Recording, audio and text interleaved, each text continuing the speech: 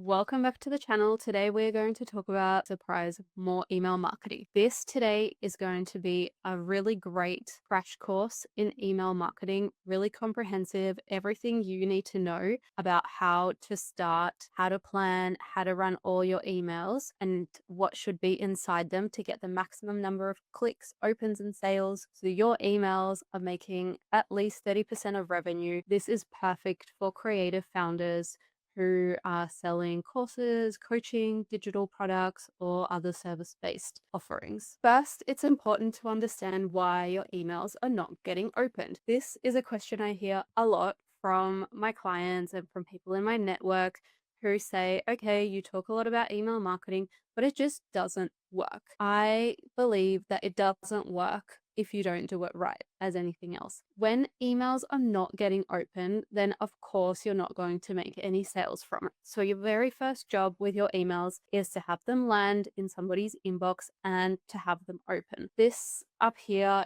is a bit of a screenshot of emails on the left side that are very generic looking, very boring, like very spammy that you might see in your inbox yourself that you ignore or throw straight into the trash. And the second image that's a little bit bigger on the right is email subject lines that I have written and sent to my list myself. And on average, I get 40% plus open rates on the emails. And for my clients as well, we've gotten results up 70-80% open rates, which is very high compared to the industry average, which can be between 10 to 20% open rates. So there's different reasons why your emails might not be getting open to begin with. The first one is it's just not enticing enough for whoever's looking at it, that they're not really interested in checking what you're about to share with them. As amazing as the content might be on the inside of your emails, if you can't hook them on the very first go, then they're not even going to open the emails in the first place. The second big reason is to do with the backend tech setup. If your emails are getting flagged as spam, which can be because you've got too many links in them, too much content, it's too heavy and loaded with images, then the email provider might be marking it as spam and it's going, surprise, into spam folders and people are just missing them.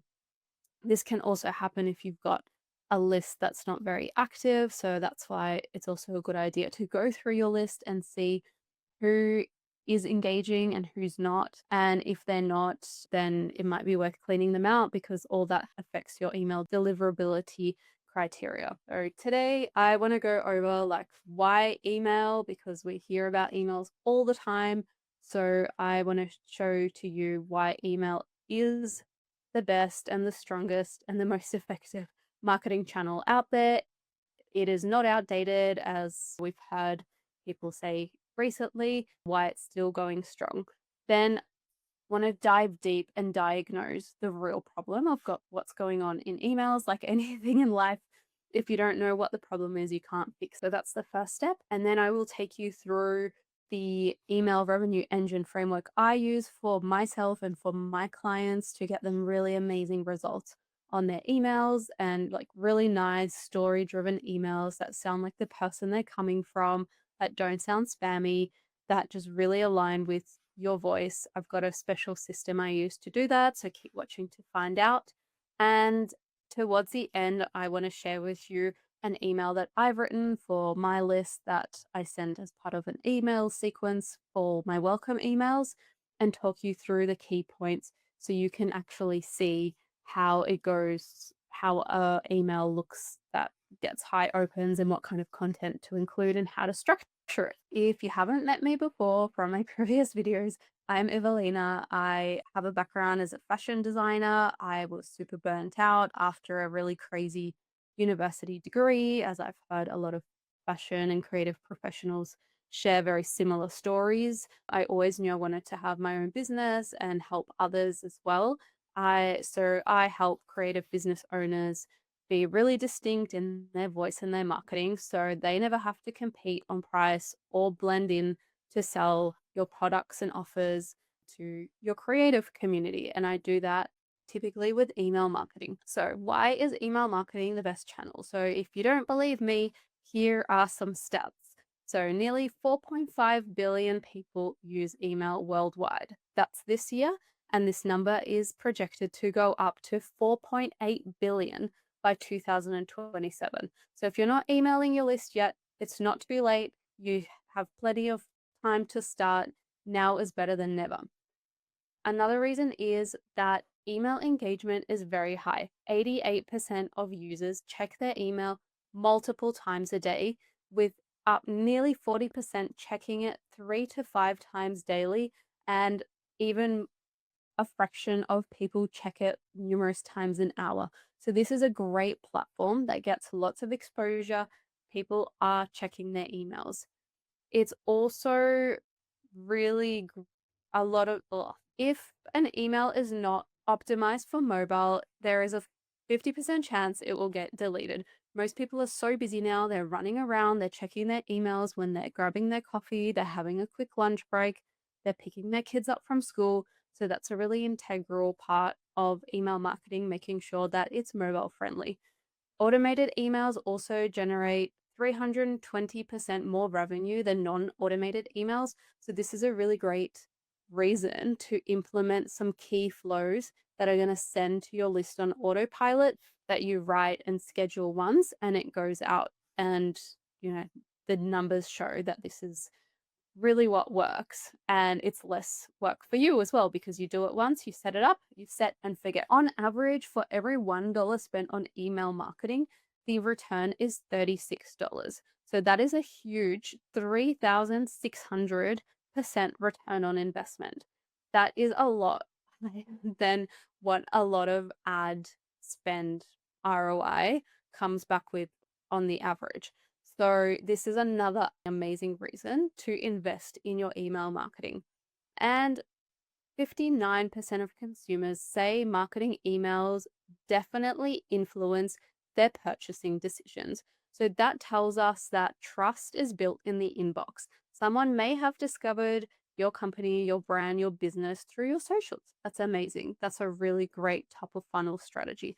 But the real sales, they come from the inbox when you are one on one with this potential buyer, sharing more about your story, more about your business, and giving them access to your offers now. So, this is a screenshot of some replies that I've gotten to my emails myself. So, if you want a really positive, like nice replies from your list, keep watching because I'm going to show you the exact frameworks that I use to do this. Another really great reason to focus on email marketing is because all these social media platforms up here, they are leased territory. You do not own your audience on there. You are borrowing your audience from TikTok, from Instagram, from Facebook, and whatever other platform you're on.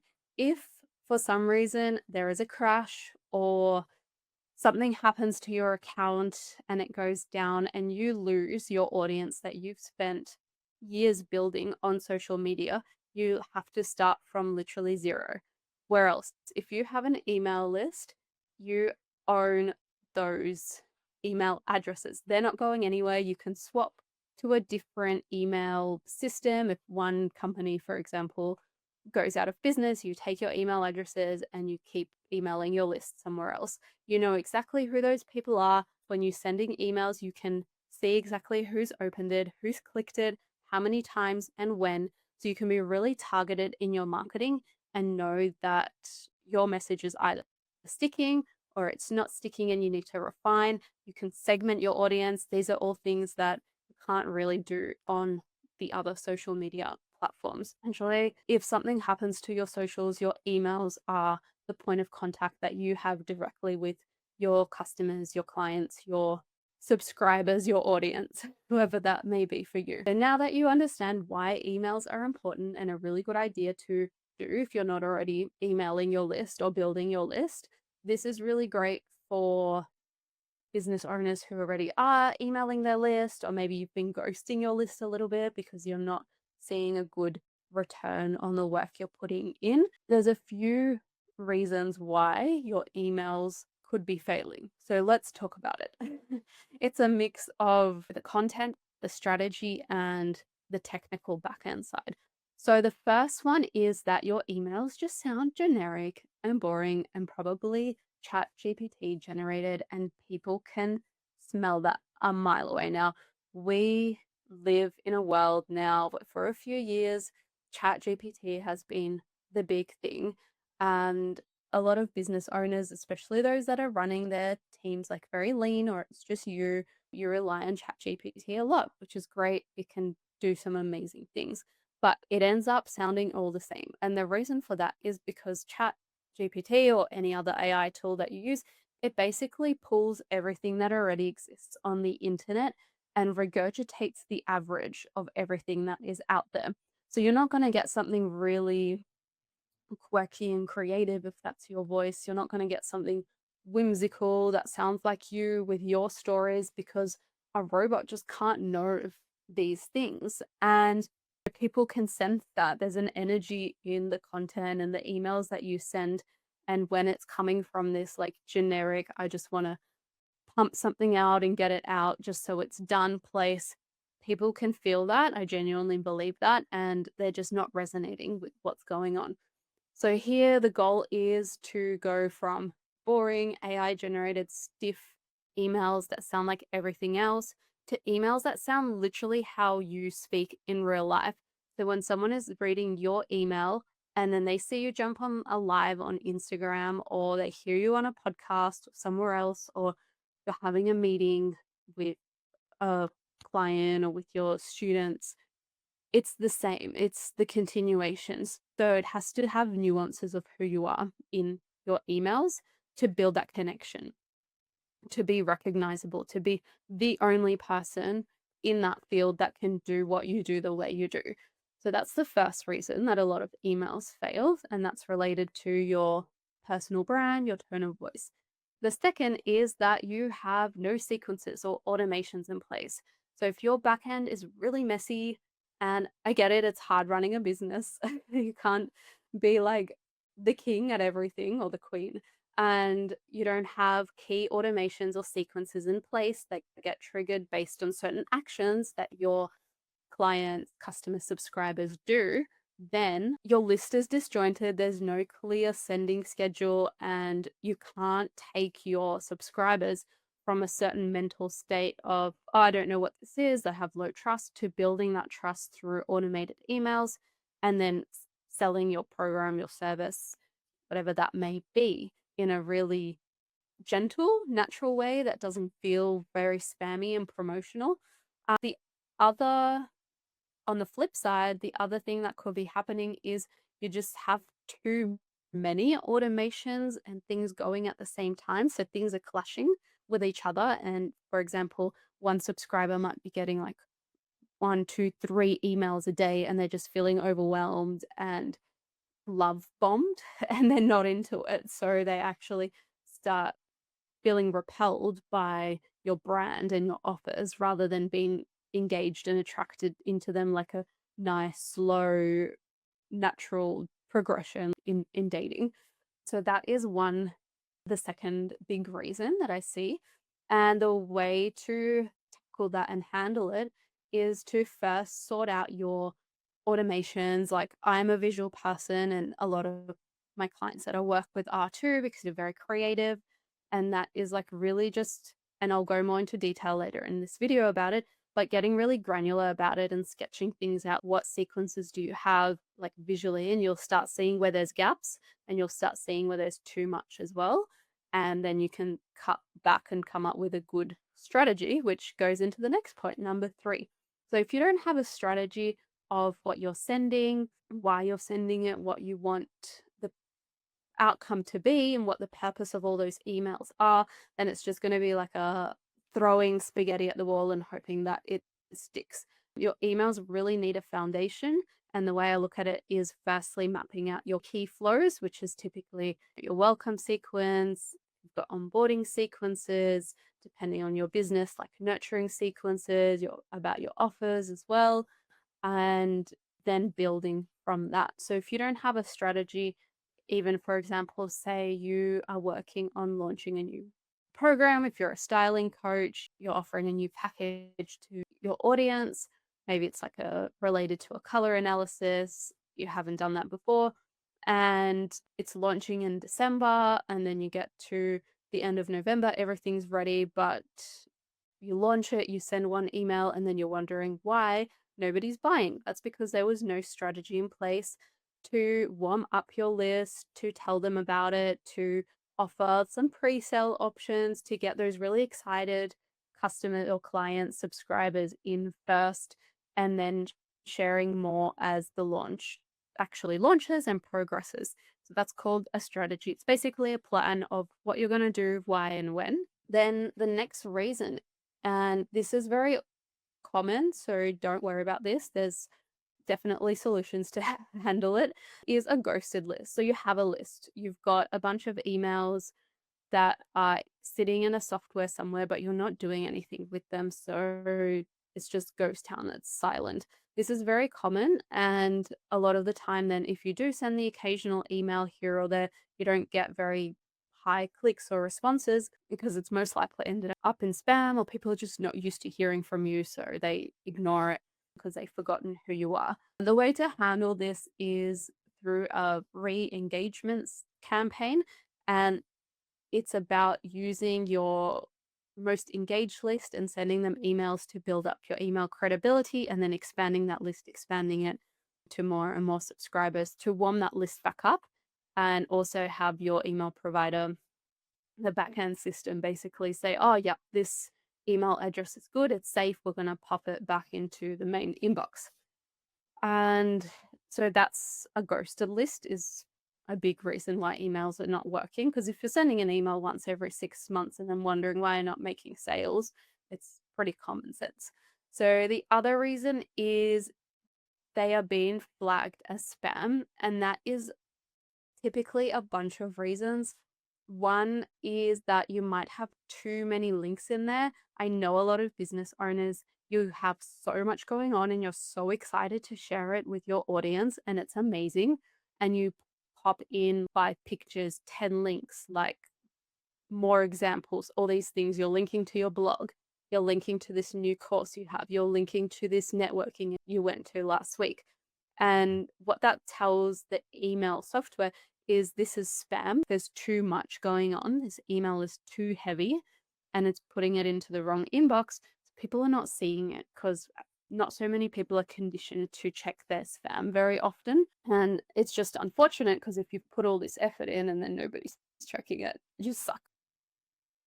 So how do we fix bad email content? So that's the first part.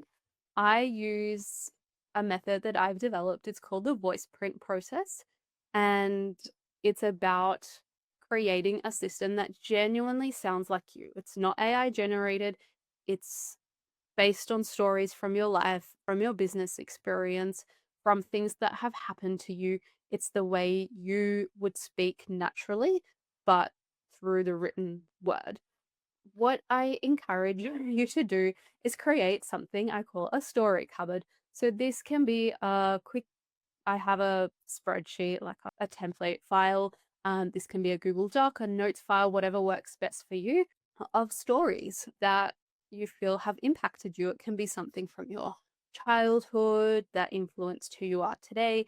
It can be things from your college days, from your university days. If you studied a creative thing, like what happened that really led you down this path? Why did you start your business? Like little things that have happened recently in your family. So just write down a bunch of stories, whatever comes to mind. You'll probably find that as soon as you start writing things down, more stories and ideas will come. So keep adding to your story cupboard. These are really wonderful stories to then work into your emails and build that trust with your audience, because as you start sharing more personal things, they will start relating to you more and feeling like they know you, that you're their friend. And the next part is, with every email that you send, keep it simple. I know, as a creative person, you want to put everything in. You have a lot of ideas and you don't want to leave anything out. But let's go with the classic rule of fashion: less is more. So one email is one story, one idea. If you have more ideas, that's amazing. Write them down, save it for another email. You will get plenty of chances to send emails. So don't worry about missing out on using a good story. And then I want to talk you through the best practice structure of an email. So, like a foundation of emails about the headlines, opening hooks, like how to structure it with different stories and how to close them out to get those clicks and to build that trust and to become that trusted authority in your space so you can start making more sales for your business. Like you didn't go into business to be grinding and spending 8 hours a week writing emails. You came in to enjoy and to share your knowledge and to help others. And that's what I'd like to help you do with your emails. So let's go deeper into this voice print method process. For a lot of people, if you're not a writer, which you're not expected to be, you're a business owner, it can be very overwhelming and daunting to sit down in front of your laptop and say, okay, now I'm going to write out 2 emails, 3 emails. You've got writer's block, you don't know what to say. You start writing, it sounds corporate-y, it sounds stiff, and then you go to Chat GPT and that just sounds generic. It's got a million emojis. It doesn't sound like you either. So here's what I do, both for myself and my clients, to make sure that I understand their voice, I can write like them. So before I write a single word, I go really deep into research mode. This is so important. If you're going to take anything away from this, it's the research. If you are doing this for yourself, have a look at interviews you've had, have a look at meetings that you've had with clients, customers, people in your network. If you've been on podcasts, check those transcripts, have a look at social comments as well on your page, and then looking at also doing research about your target customer because you need to relate to them. So, firstly, research on yourself. Firstly, do research on yourself and then do research on your customer because you need to understand them and speak to them. So, it's about finding a balance. Have a look at what they're saying, comments, questions, testimonials they have. Go into Reddit, check what their pain points are, look at your competitors, because the key to a great voice is really understanding what your audience is responding to and blending that with content that sounds like you. So once I have gathered all this data, what I do is I analyze it and I look for patterns. So you want to understand the type of nuances you say, the type of recurring messages that you say, the words, the way you speak, like this voice print that is distinctly you. Think about people you follow and what makes them unique and certain way they speak and say things. And then you can distill that into certain characteristics. And then once you start turning yourself into a bit of a voice print, it's a lot easier to start writing your content. The same goes for your customers. Have a look at how they speak. Is it Gen Z where there's like more slang, like more internet language, or is it more a more mature audience that speaks more professionally? They really value good punctuation, grammar, clarity. Have a look and find that middle point so you can bridge how you talk with how your audience wants to feel. Because your voice is not just about sounding like you, it's about helping people feel seen, understood, and inspired to act. And this analysis of understanding the voice print is that first step to getting there. So, how do we do that? So, there's a few tactics. I've got more, but I've just put together the ones I like the best that I use for myself. The first one is called the transcript mirror. And that is about taking your notes, your transcripts of your natural language, because when we speak out loud, like that's how we actually sound. It's not scripted, it's literally what's coming out of our mouth. We take that and we analyze it. And you can use the actual words that you speak in, say, meeting notes. If you've got an AI attachment, I use read.ai for mine. You can use those attachments and you pull out your actual transcript. If you've got podcast ones, if you've got meeting notes. If you don't, that's fine. You can just start recording little voice notes. Like there's Otter AI. There's a lot of tools now. Just sharing your thoughts when you're out for a walk as you would be speaking to a friend. It might feel a little bit awkward at first, but don't worry, it'll get more normal. I write a lot of my emails like this actually through just voicing them the story that I like to do, and then I format it needed. That's one tactic. This is touching on the voice notes. So you can speak your story out loud if you don't have those transcripts from calls or meetings or coaching sessions you've done or from your courses. Again, start speaking, start sharing things. Think about what you did last week. Think about what happened in your business. Think back to those times like, why did you start? Was it difficult? What was that challenge? What was the first subscriber, audience, client you helped? Like, how did that feel? How did they feel? And start writing down those stories. Then I want you to get really specific about what makes you, because there is so many people offering very similar products and services.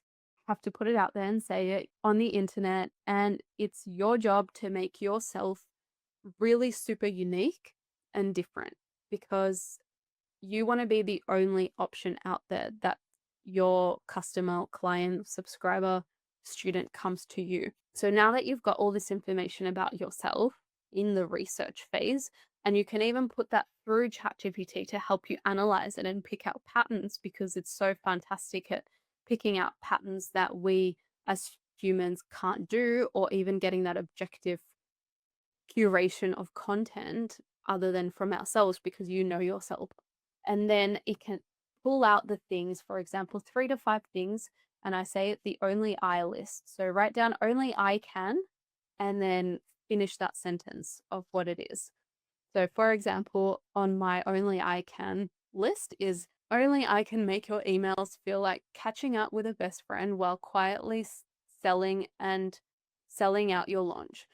So my specialty is like really using true stories that have happened in life and tying them to a lesson and to your offers and to your courses to get people to buy whatever it is you're selling. Only I can weave your brand story into an email as addictive so your customers read it like a style column. So I really focus on really interesting writing and language so it's creative, because that's my audience. I love writing. Like, it's such a fun creative outlet for me. So I really focus on that, and the feedback I get from people in my network and community is that like they really resonate with how I write, and that it sounds different and it's unique and it's just like fun to read. And that's something that makes me unique. So that's what I've written down. So what is that for you? You can actually go into your notes app right now, pause this video, and write down 3 things that only you can do. So the next step is fixing your bad or non-existent email strategy.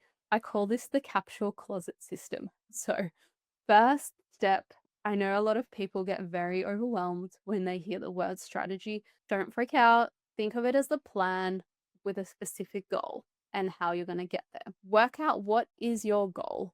What are your goals? Do you have a launch coming up? Are you having a promotion? Are you just starting to grow your list and your goal is to build it up and build that trust with your audience that you're building? What is that goal? Write it down. Don't make it too complicated. 1 or 2 bullets is really great, because when the more we start writing, the more overwhelming it is. Try keep everything to 1 page, so then you have it all in one place and you can run with it. So then write down what do you have and what is missing. Can even do 2 columns. What do you have? What is missing? And you'll start seeing the pieces starting to fit together. You might have a welcome email flow already, which is great. So then you don't have to worry about that, or you can tweak it. But maybe you don't have a lead magnet flow, like to get new subscribers in and to share something about a offer, or you've got a new launch coming up and you are missing a sequence for that. And so write that all out. That will give you a clear plan of what to work on to not feel overwhelmed. I like to plan in 6 to 8 week blocks. Otherwise, it's just, at least for me, like very stressful and overwhelming. Also, I know that when you're running your own business, things can change. So this feels like a good amount of time that doesn't take up like too much energy, that you can comfortably plan. If you're new to this, maybe start with 6 week plan and then work your way up to 12, because then also you can do it in batches. So it's done, your plan is ready, and you don't have to reevaluate and go back to it every week. So you have a clear plan of what to do. then keep it minimalist. Keep it really minimalist. If you're trying to work out all this email marketing on your own, it can feel really overwhelming. You have a lot of other things to do. And if it starts getting too much, then chances are that you're actually not going to do anything. So I encourage you, less is more and done is better than perfect. So go through that list of what you have and what is missing and pick out the top three things that you want to handle in the first block, in your first like 6 to 12 week block, and start doing it. Then add accent pieces, just like any outfit. You put on your base layers, then you add layer on your accent pieces. The base layers are what builds the foundation. You obviously need to get dressed to go outside. You can't go without your clothes. Then the accent pieces are what takes it to that next level, but they're not like a must have. So focus on the foundation, then add your accent pieces if you have time or when you feel more comfortable to do. So then the next step, how to fix bad email automation. I call this the set and relax method because I just want to do it once and I want it to work while I'm sleeping. I'm busy, I have lots of other things to do. I know you do too. So, being a visual person, now that you've got your list, you know what you have, you know what you don't have, and you know what you're going to tackle. Map it out, draw it out. Here is a little diagram that I recently did for a client that we were working on a bunch of sequences, got a million things going on. I mapped out a flow because we could see that we were missing a few bits and pieces and not utilizing our audience as best as we could. And as I started sketching everything out, I could see and I marked it in red where those gaps were and listed out what can be done to fix it and to fill those holes. I know that you're a creative person, you've got a lot of ideas. Map this out, whether it's you can handwrite it if you're more of like a drawer, or do it. This is on Canva, and you'll be able to see. I like to mark like the things that are ready, really working well. Yay, perfect, done, don't need to touch it in green. If there's something that's like work in progress, that is more like nurturing, I mark it in yellow or orange, and then something where it's, oh, this is missing, let's work on this in red. And then just start filling your gaps. Once you have that list and you see visually where things fit in, it'll be so much easier for you to be like, okay, this week I'm going to tackle this red sticky note. Next week I'm going to tackle this red sticky note. And you'll see by the end of that 6 week block or even sooner, you'll have all made all this progress without feeling overwhelmed. So now that you know how to structure your emails, what how to sound like you so the content is really high quality, and how to fix a bad strategy, how to fill in your funnel to make sure you're not missing anything and you're sending really fantastic relevant content to your list that is unique with your voice, I want to show you the main thing, which is my email revenue engine framework. So this is the funnel system that I use to take typically cold traffic, which comes from ads, or already warm organic traffic from your social media, and turn it into a loyal subscriber on your email list, and that it's all automated and runs really nicely for you. So the process is lead magnet to nurture to automation to traffic to cozy content. So, what does that all mean? Let's find out. Step one is creating a lead magnet to attract ideal subscribers or leads. A lead magnet is basically a type of freebie that you give away to your ideal subscriber or person that you want on your email list to eventually buy from you. The way to do that is there's different options. It can be like a quiz, it can be a template, a PDF, a free video, like maybe a little video from your course that you have. But first, determine who is that ideal customer, your ICP, ideal customer profile, and identify their biggest pain points. So go and do the research. This is really important. Do your research, work out what is that big pain point they have, and build your lead magnet around that. If you can solve a painful problem for that one person who is easy to find online and has the money to pay for your services, whatever that price point for you may be, and create that lead magnet. That is that starting point, like that bait in a nice way to get your subscriber in, to be like, hey, I resonate with this person's content. I want to download this guide. I want to take this really fun quiz and find out. Then they'll start hearing more about you and from you, and that's where you'll build your trust. So then once you've got your lead magnet, you can set it up automated. You build like a little page for it that it sends on autopilot when you're sharing it either through ads or your organic content, and connect your lead magnet emails to your welcome emails just to keep it simple. And you have one flow if you're starting this new. If you haven't done this before, I just recommend keeping it simple. So go lead magnet emails where that person is, yes, I want the lead magnet. They give you their name and email address through a form, and your email system automatically sends them an email with the lead magnet, and they receive it. So for example, if it's like a guide or a checklist, someone types in the names, they type in the email, submit, and they get an automatic email that says, hey, here's your free guide.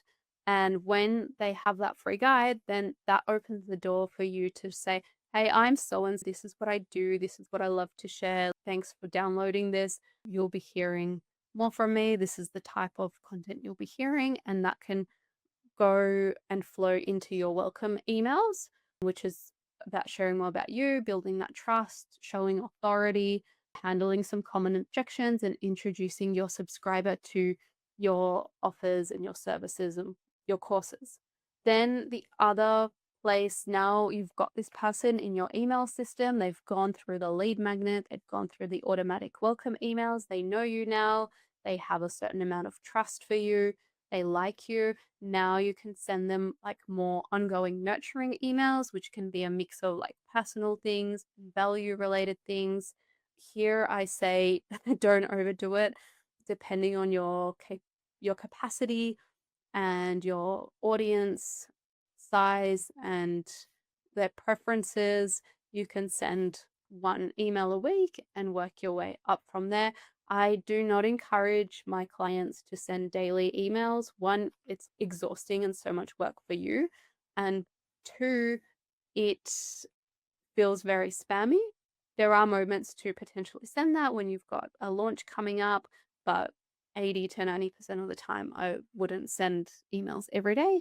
And evergreen content is like more information about your sequences, like your different courses and offerings and products. So then you can automate your sequences. So that lead magnet that we just made and created, you can auto deliver it. So if you start, for example, running ads and you've got 50 people asking for it, you can't send every person a personalized email with the lead magnet. It needs to be automated, and all the email software platforms do that now. They're really amazing at being able to set up those automations. And when you've got somebody coming in, or you've got somebody who bought from you, it's a good idea to segment your list. If you've got different audience types, even if your audience is not so big or your list, it's good to start from the beginning because you'll save yourself work later down the track. For example, say you've got a service that is designed specifically for like postpartum women to redo their wardrobe after a baby to feel more confident and have clothing that fits their body now after having a child. And then another part of your audience segment is like more mature aged women around like menopausal age. Again, your body goes through changes.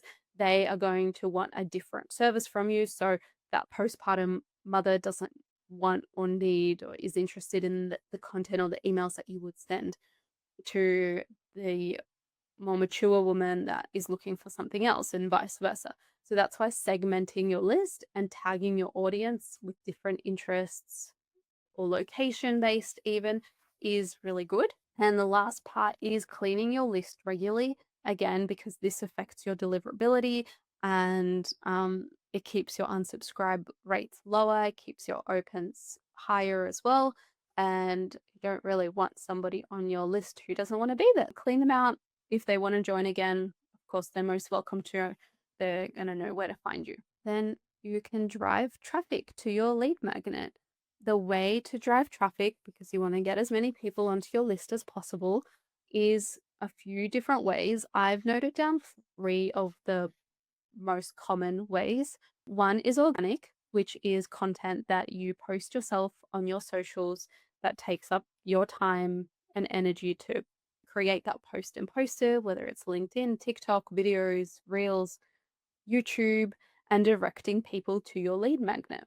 The second way is through ads, paid media, which is you create an ad which talks about this lead magnet or the value that it has, and you link to the lead magnet page and you give, for example, Meta, Facebook, Instagram money, you pay them money and they put it in front of your ideal customer. And that's how you can get more people onto the list. And a third way is through affiliates as well. So if you have connections, network that have similarities or crossover with what you do, but you're not direct competitors, you can offer to swap something, do a post for them, and they share something for you. Sometimes this is paid, sometimes it's not, just depends on the affiliate and their audience size. So, what that means is you're borrowing an audience. That can also look like going on podcasts, speaking on podcasts, and saying, hey, if you want this free resource that I've made that's helpful for XYZ about this and this, here is the link, and that will be shared on the podcast show notes. This can be like a collaboration post with somebody who's got a larger audience size than you, not even larger, just a different audience. So you're borrowing an audience from somebody to drive traffic to your lead magnet to grow your list. Then the other thing that to look at once your lead magnet and everything is set up is once you've delivered that, to keep nurturing that relationship, and that is through evergreen sequences, which are like ongoing sequences that somebody receives based on the time that they joined your list.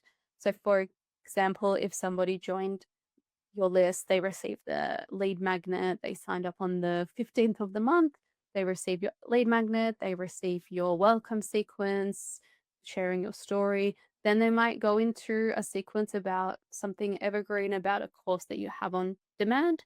And that gets sent to every person that signs up to the list, but at different times, depending on when they joined. Another thing is if you're working towards a launch, then clicking on your launch sequences, because they're quite strategic and specific how they're done and written to really maximize and have the best launch that you've ever had. And the third main one is your weekly, I call them storytelling emails, because it's really about sharing what you're up to, sharing a story, building trust, sharing a lesson you've learned, and linking it to yourself or your business, or even sharing a video that you've made, like something valuable that keeps that connection, that spark alive with your list and your subscribers. So that is a bit of a crash course in email marketing for you. Now I want to go over my welcome email sequence to show you how I've done it, to maybe spark some ideas for you on how you can write yours. So this is the email that somebody receives after they've received my lead magnet, which is a subject line swipe file specifically for creative service-based businesses, course creators that can plug and play, that I've used for clients myself and adapted from email open lines that I've used. So somebody opts into my lead magnet, they receive it, and then they go into my welcome email flow, and I share more about myself. So as you can see, I've got email one, welcome email. It goes to my general list and it's sent 2 days after the lead magnet email. So I don't like to spam my list. I like to give people room to breathe because I know they're busy. You typically don't see your best friend every day. So why hear from your internet best friend every day? So just think about it, use some common sense. What I've done is I've personalized the top. So I'm popping in the person's first name, which the email software can do automatically, just to give it that little personal touch. And I set the tone of who I speak about my copywriting and why I'm into it and what to expect from receiving these emails. I think it's really good to set expectations and boundaries so it's really clear what someone is going to get from you, so they're not feeling like misled at all. Because so I talk about the pain points that I see if you're having trouble with your emails. These emails that I'm sending you weekly will be helpful because I'll be sharing some tactics and tips of what I use and some snippets into my life as well as a mom, as a business owner, as a copywriter, as a human person. And then I like to utilize the PS at the end a lot. That's a little trick because that gets read more than anything. Typically, a person, if they're not going to read your email, they skim and they'll look at the very last line at the PS. And I just set the tone for what will happen next. So I say, tomorrow, I'm going to share a story about a crazy thing that happened to me. So you can stick around for that. So then the next email, the subject line is, I didn't know this would be my soulmate, but I had a hunch. So what I'm doing here is I'm using curiosity and like some emotive language to make somebody think, oh, this is intriguing. Like, what happened? I'm not giving everything away because then there's no point reading it, but I'm sparking just enough like curiosity for somebody to want to click and open the email. The preview text is, but I had a hunch. So with the emoji, you can see, okay, this must be a funny story. I like to use lowercase everywhere because what I see is AI uses all title case letters. So the way to break through the noise in the inbox is for it to look like your emails are coming from somebody you know, which typically, if it's a friend or a colleague sending you something that it's not so formal, it's a bit more casual, it's not using title case, it's not littered with a million emojis. That's what I like to do with my subject lines. So here, this is all about sharing a lesson and getting more personal. This is the second email to kind of share my story so people know, like, who am I as a person? Like, how did I come to be in this copywriting marketing space? How did I start my own business? And this is 100% a real story. My friend who was in this, she got this email and replied to me straight away and was like, oh my God, I love that I'm in your emails. And I got quite a few replies to this because I think people just found it relatable. It's a story about how I was living overseas in Berlin. I came back home for the winter break in Europe because I just couldn't stay in that cold environment another year. I just had someone subletting my place, I was sharing a apartment, and just packed. I think I even came with a carry-on. And when it hit around January or whenever COVID started happening, I couldn't really go back. And the I was working at Impact Hub in Berlin at the time, and my job was like a bit up in the air. So I made the call and I decided to stay in Australia because it was just a little bit more safe. I wanted to be closer to my family, and I kept working at my job and then turned to freelancing for them. And as we went into lockdown, we got stuck inside. I really dove into this space and I was like just so obsessed, and for the first time had the time to do that. I share a little bit more about myself and who I help. And then as the call to action at the bottom, I just say, now that you know my story, I would love to know yours. Like, share and reply and let me know. And a lot of my subscribers that are new, because this is one of the first emails they get from me, they actually do reply and share their story. And it's really nice because it makes me feel like I know them as well. I know the person on the other end that's reading it and that they've also opened up and shared a part of their story and their heart with me. So this is also, so you can see that it's very plain text email.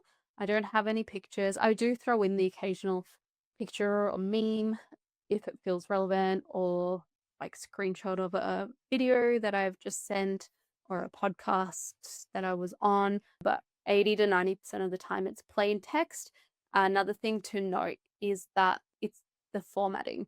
It's very clear because remember, a lot of people read emails on their mobile, so it needs to look like clear and not feel overwhelming to read. So there's plenty of white space. I like to do one sentence per paragraph. So think of it as giving it air, giving your email space to breathe so someone doesn't feel overwhelmed by seeing a chunky block of text. Another thing I like to do is I call it accessorizing, or the body language of emails, is using formatting techniques such as italic, bold, capital letters, different like characters like the asterisk sign to add personality to the email. So the way I look at it is when we speak, we naturally have certain words we accentuate, or when we take pauses, or things we say, or and that is like being bold, for example, in your email. So if there's something that happened, like a big bang, bang is like a very strong word that you can accentuate with capitals or by underlining it. So think of those ways of making the text visually stand out by using like visual cues that you have available to you using a typing computer screen. Another thing is formatting it in a way that is like consistent. So if you consistently, if you're talking about certain quotes or it's like thoughts you have in your head and you've italicized that, keep it consistent because over time, those are little patterns that people will subconsciously pick up on, your subscribers. They might not know what it is, but when they see your emails, they'll say, oh, this is from this person. I know exactly who it's from. And they can't exactly say why. And it's those little detail things that will make you really unique. I'm also personally not a massive fan of emojis. I did used to use them a lot more, but then when ChatGPT started spitting out 10 emojis per sentence, I really cut down on it. So that's another thing I try and use them in a tasteful way where it's relevant. It's a good visual pop to draw the eye into something, or if there's like an emotive section in your email, you can use some emojis to accentuate it. If it's something really funny, if you want to put the laughing emoji in, that accentuates the reaction or shows how you reacted in that situation or how you want your audience to feel. If it's a call to action, click here to watch my latest video, or click here to check my new offer, then that is also nice to break up visually with a little pointy or a tick, or if your time is ending, a little watch that or a timer. So thinking about adding those accessory pieces, that's like the 10% on top of your emails that adds that little finesse touch. And the other thing has been really clear with your call to action. A lot of the time I see really great emails, but they're missing a call to action. Direct your audience, tell them where to go. If you're sharing a story, link it to your offer, then tell them what to do next. So click here for this, book a call with me here, whatever that might be. Make sure it's in there, make sure it's clear. Even sometimes leaving that full link in there shows like your email is a little bit more naturally written and is nice. You can pop in a button, whatever works for you. So that's a bit of a outline of how your emails can look based on having great subject lines that get opened, how to structure your emails, then how to format it, and those little nuance accessories as well. I hope that this gives you a really good overview of how to run your email marketing from zero, have no subscribers, where do I start? Which is with that lead magnet funnel, or you already have a list, but you just haven't been actively emailing them, or just not sure what to do with them. And you have a bunch of offers, or you're launching a new offer, and you really want to utilize your email marketing to have a really good launch at sale, or to start building your list and start working and growing your business. This is a really good starting point. I will also link down below to my subject line swipe file that you can download and use for your emails just to give you that first head start. And if you did want to get in touch, I help creative business founders with their emails using the exact systems that I just talked about. So if you want to get some results like really fast, you can get in touch. I have the foundation edit, which is all about setting up that foundation, creating and building that lead magnet, identifying your ideal customer prototype to make sure the lead magnet is like really great and you're attracting high quality leads. And before you start growing your list, to make sure it's all set and forget. And I've just finished doing that for one client, and she had no marketing done at this stage, really invisible online. And in the first post that we shared on LinkedIn for her, we already had one subscriber, which is very exciting. So if you already have an audience and they're engaging and you're posting online, just think about what even the first post can do for you. Or if you start running ads, like those subscribers will start coming into your list, and then that subscriber even purchased this client's book to begin with. So that was like a really amazing win for my client. The other one is called the Couture Collection. I can basically come in as your creative director of your voice. So you'll have a business that finally sounds like you. It sells with ease. All your emails will be organized. All the techie backend segmenting, cleaning will be done. I'll work out which flows you have, which ones you should fix up. If you've got a promotion coming up, a course launch coming up, able take a look at that and come up with a strategy to make sure you get the best results possible to start driving at least 30% of your revenue through emails. You can connect with me on LinkedIn or have a look at my website. I always love hearing, and please leave any questions or comments down below. I really hope that you found this helpful and this helps you work on your emails and not feel overwhelmed anymore. It doesn't need to be scary.